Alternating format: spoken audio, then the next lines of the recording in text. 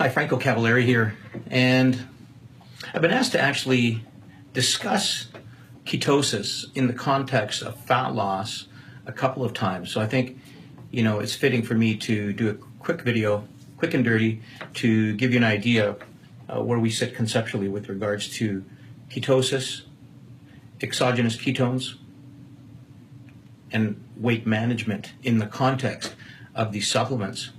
Typically we see out in the marketplace where companies are marketing the application or the supplementation of BHB, beta-hydroxybutyrate, or exogenous ketones that you would take as a supplement in a pre-workout format or throughout the day, and claiming that these supplements help to induce fat loss. And the reality is that there's no evidence showing that BHB in exogenous forms does support weight management or fat loss in the way that it's being claimed in the marketplace. Let me give you an example why.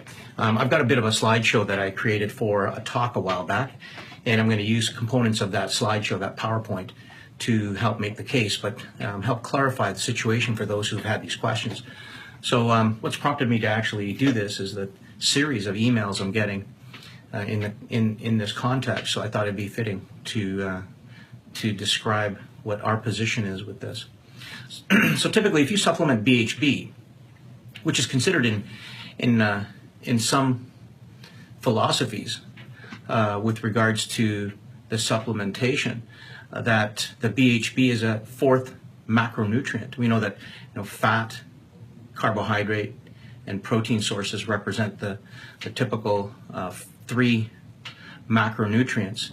But this fourth macronutrient, BHB, typically delivers anywhere from 4.7 to 5.1 kilocalories per gram. So ultimately, you have a caloric source in BHB when you supplement it that needs to be burned off. The other interesting thing that happens, and I'm going to use the slide here at this moment to begin to make this case, is that when you consume these exogenous ketones, these exogenous ketones definitely help to increase serum ketone levels, as you see on the slide. And typically, if you increase serum ketones beyond 0.2 millimoles tends to be your baseline. It's said that you're in ketosis. But when you're in ketosis, does that mean you're burning fat? And that's the big question. And the answer is absolutely not. When you're in ketosis, you are not necessarily burning fat. So let's have a look real quick, Lee, to see, what is happening here metabolically and why this misinformation has been used to leverage these claims incorrectly. So we can actually induce ketosis through a ketogenic diet. Now, ketogenesis is a different concept than ketosis, yet they're related. Ketosis is simply the elevation of serum ketone levels above baseline, above 0.2 millimoles, whereas ketogenesis is the generation of ketones in the body endogenously, which means that your body is actually using fat substrates to make ketones. So if you take an exogenous ketone supplement, drink to increase your serum ketone levels, you are not necessarily using your fat.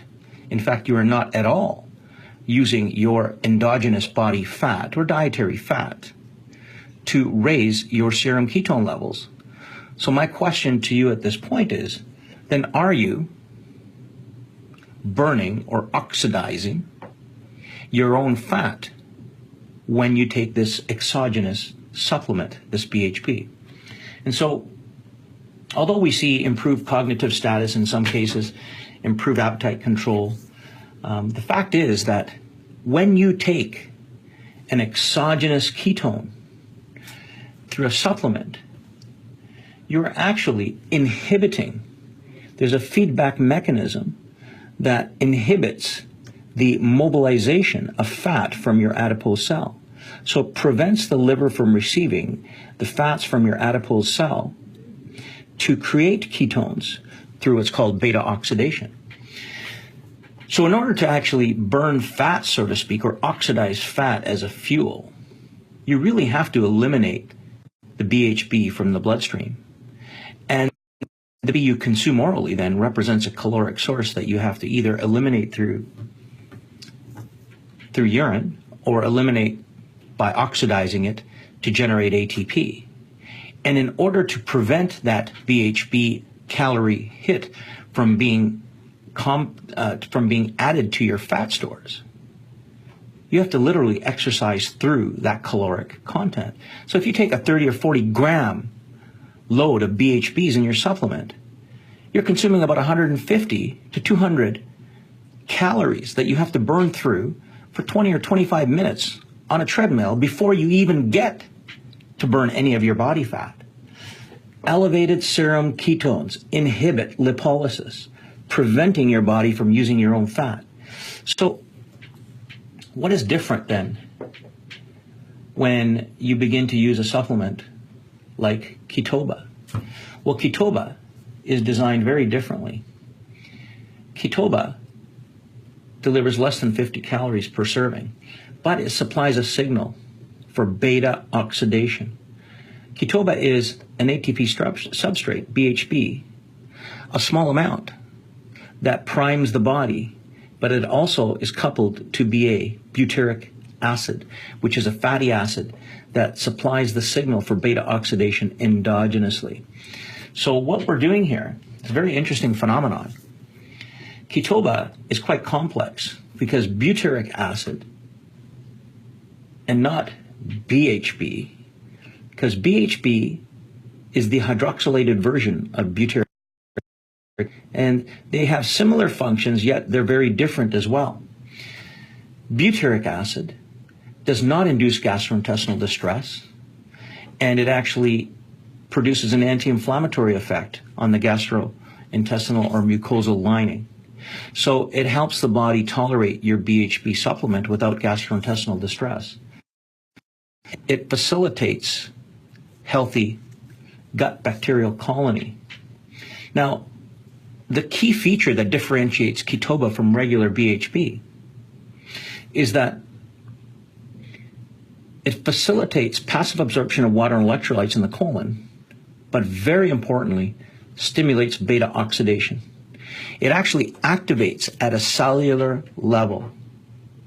So it's a signaling agent to activate the liver's capacity and your adipocytes' capacity to actually manufacture ketones, primarily beta hydroxybutyrate, so that it compounds and is added to the exogenous ketone you're supplying. And it facilitates ketosis, but by promoting your body's ability to use your own fat as a source of ketones, to generate ketones for the brain primarily, for most of the body. So butyric acid also supports better appetite control and portion control, improves neurogenesis and memory in people that may have dysfunctions that are related to cognitive ailments. But here's the interesting thing. This is very important to note, and that is that when you take Ketoba, you get multiple functions playing at the same time. You have a push-pull system. For example, you have a small amount of BHB, beta hydroxybutyric acid entering the bloodstream, and that kind of stops the lipolytic process, but allows you to engage in physical work during a fasting workout without any hiccups, without any energy deficits. But you quickly burn through that because it's a small load of BHB with a high load of BA. And then suddenly the BA, the butyric acid, is pushing the signal forward to cause your body to use your fat to produce ketones. So as you quickly burn through the BHB, then suddenly the body is primed to push forward during your physical activity to burn fat, use fat as your primary source of energy. Your energy never hiccups, is never delineated. The feedback, the results in the lab, the feedback and the results in the field have been phenomenal. People have said their fasting workout has never been stronger. In fact, they've never had workouts, period, that are stronger, especially when considering the fact that they're in a fasted state doing so. So, very interesting. I'm going to go back to this and show you some phenomenon that we've seen develop. So when we go back to some studies, we've been actually doing studies on transcription factors at a cellular level to demonstrate how Ketoba affects and conditions your cells with endogenous antioxidants to help protect your cells from toxins, from oxidation, and from stress loads. But here's an interesting thing. I'll keep it very simple. Let's have a look at these charts here. So these graphs represent a very simple process where we take Ketoba internally here, and we measure serum glucose and serum ketone levels. And this is just one serving. So at one serving, we see, for example, in this case, we see serum glucose levels dropping while ketone levels are rising. Serum glucose levels here relatively they remain relatively stable. A little bit of a drop here, but you see ketone levels going up to 1.2 millimoles. So what's very interesting about the phenomena here is that when you take BHB alone, what happens is you get an elevated ketone level, but you don't necessarily affect glucose. But in this case, what we're doing is we are reducing serum glucose levels for those who may have an escalated serum glucose level, but we are raising ketone levels. So what happens metabolically? What you're trying to do when you're going into ketosis is to keep serum glucose levels relatively low at baseline, between 4.5 and 5, and typically raise serum ketone levels so that you use ketones as the primary substrate for ATP generation, and then that ketone concentration in relation to the glucose can work its wonders. So we have a system here which does that, helps reduce the glucose level, serum glucose, while raising ketones. But as you can see, from individual to individual, the results will fluctuate slightly. And that's because there are so many metabolic variations amongst us that even in one person who's going to do this test 2 or 3 times in a week, they're going to get different results each time because of their state of mind, state of stress, physical load, whether they have fasted, what kinds of food they've eaten in the day, and generally their metabolic and genetic predispositions from individual to individual. So Ketoba is a great product. It has great science built into it, but ketones do not burn fat. However, Ketoba is a system designed to facilitate ketogenesis so that you support endogenous ketone generation, whether you're on a ketogenic diet or not. And it supports a pre-workout initiative like you've never felt before. Promise.